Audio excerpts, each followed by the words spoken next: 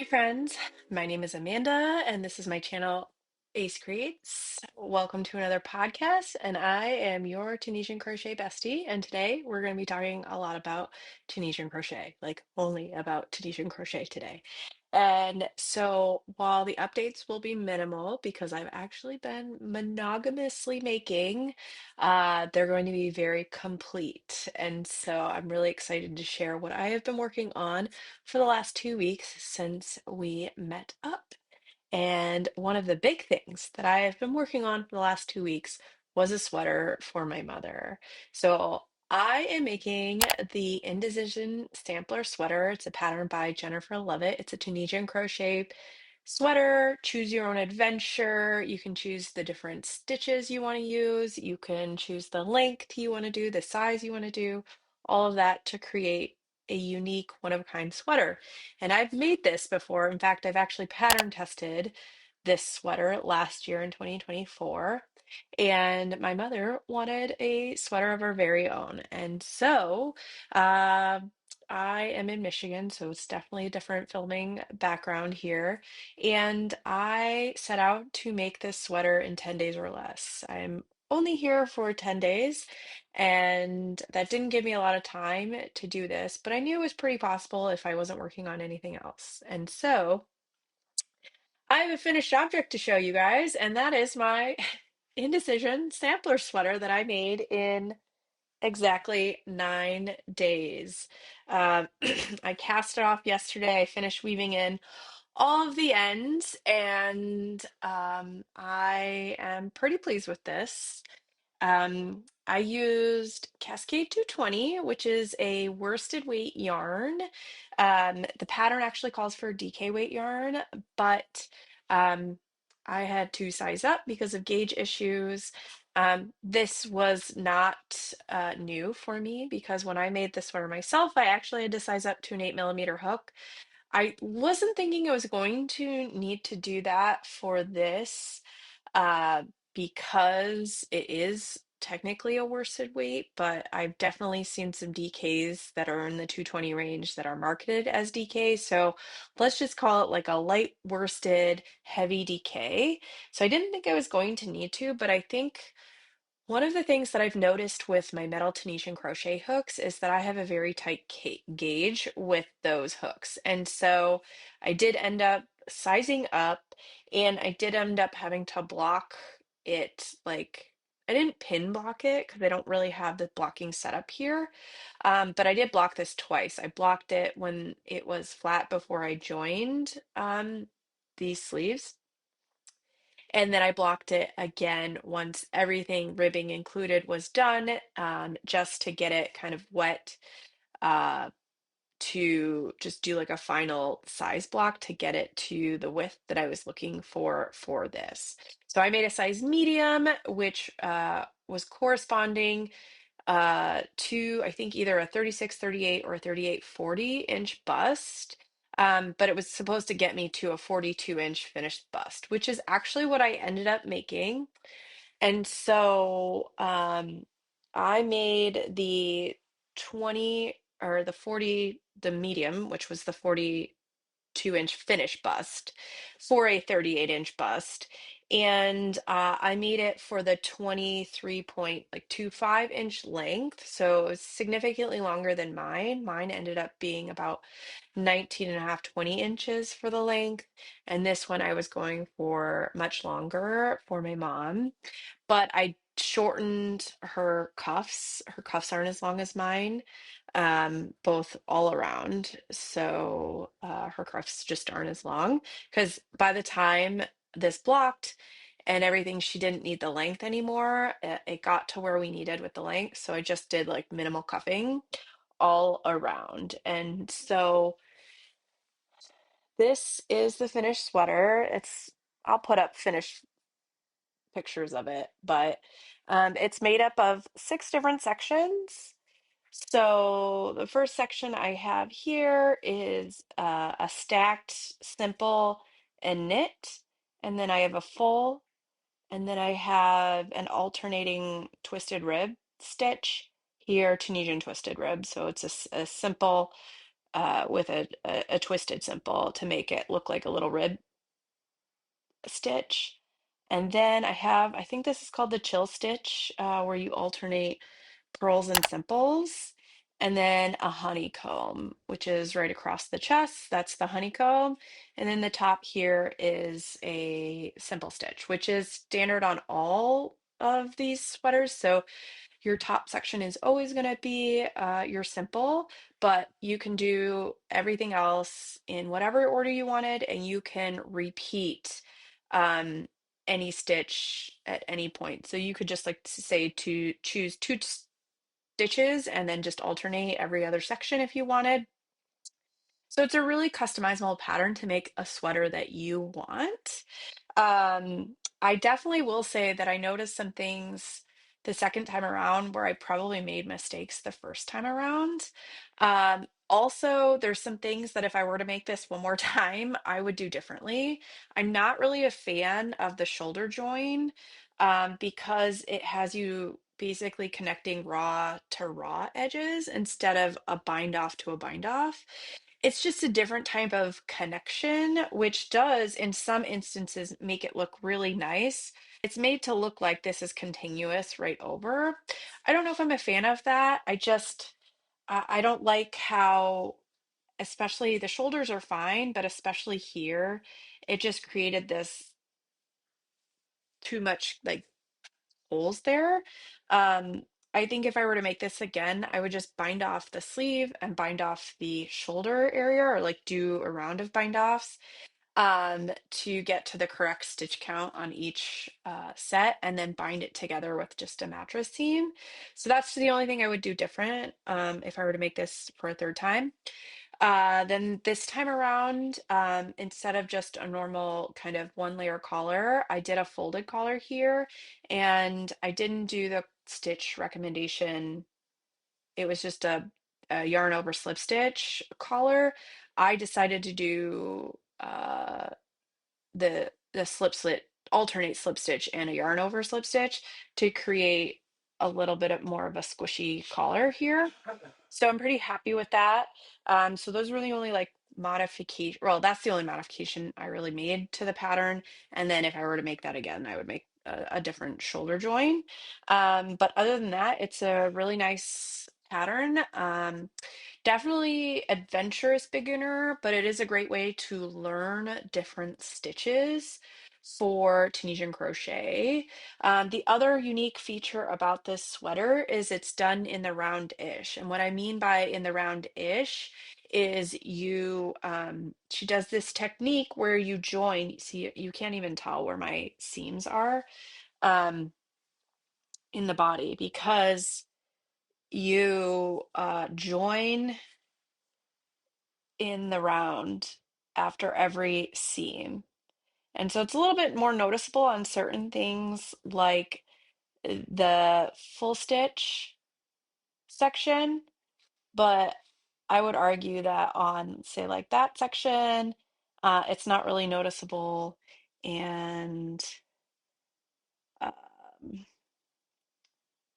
on the upper sections, like it's noticeable, but it's not that noticeable. It's only really like a little holy on the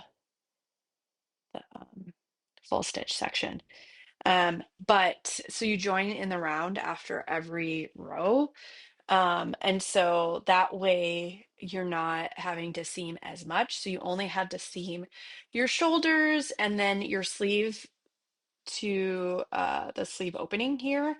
And then you close your sleeve down the arm. And then you do your ribbing. So it's really nice because then it's a lot less seaming. I'm really not a fan of seaming. I'm just not good at it. And so like even when I was doing the seaming for the underarm, I'm like, I just want it to be over with because I'm not really the best at seaming and I don't think that it looks that great, just the way I do it. Not It's nothing pattern related. It's just like my skill ability for seaming is not the greatest. So yeah, it's definitely a pattern I really like. And I don't know if I'd make it again for myself, but it's something that like if a family member asked for, I would definitely do. So that is the Indecision sampler sweater, a pattern by Jennifer Lovett, and a gift for my mom. And it's actually, let's look at my list. It's actually my seventh, I think, make of the year. Um, yep, it's my seventh make of the year. So I'm down seven finished objects, and that's actually my third finished object for February. So I finished the stripe pipe, and then I did the Tunisian tank top, the blue Tunisian tank top, and this is my third finished object for the month of February. So I'm really happy with that, and I might even be able to get a fourth one in when I get home. So we'll see. So yeah, that is the finished object of the video and one of two project updates that I have for you. So it'll be a little bit of a shorter video today, because I don't have as much to share because I am not at home and I've been working pretty monogamously.